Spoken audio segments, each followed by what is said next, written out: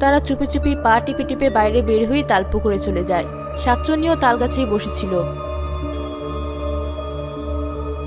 আরে ওই তো পিচ্চি দুটো চলে এসেছে। আমার বুদ্ধিটা খুব ভালো কাজে লেগেছে। এই দুপুরে আশেপাশে কাউকে দেখতেও পাচ্ছি না, দারুণ সুযোগ। দেখ ভাই, সত্যি এখানে অনেক তাল পড়ে আছে। না জানি আরো কত তাল এই পুকুরের পানিতে পড়ে গেছে।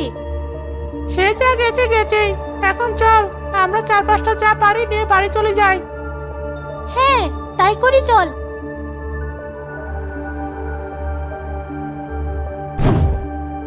কে পিচ্চিরা, তোদের এত বড় সাহস?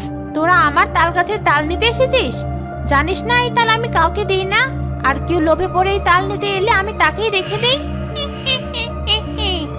ওরে বাবারে, এ আমি কাকে দেখতে পাচ্ছি? বিশ্বাস করুন, আমরা ইচ্ছে করে এই তাল নিতে আসিনি।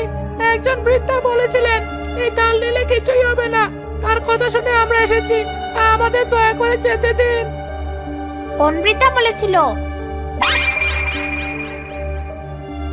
এই বৃদ্ধা নাকি?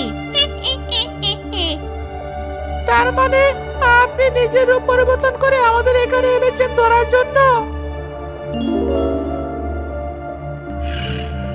হ্যাঁ, আর এখন আমি তোদের দুজনকে ওই তাল গাছের মাথায় নিয়ে জাদু করে আটকে রাখবো। ভাই, এর সাথে কথা বলে কোনো লাভ নেই, উল্টো আমাদের আরো মরতে হবে। হাতের তাল ফেলে দিয়ে দৌড়ে পালা।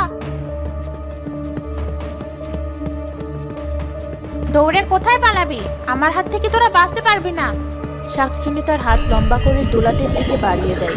তখনই মসজিদের ইমাম সাহেব তাদের সামনে চলে আসে। সাথে সাথে শাকচুন্নি তালগাছে উঠে যায়। কি হয়েছে?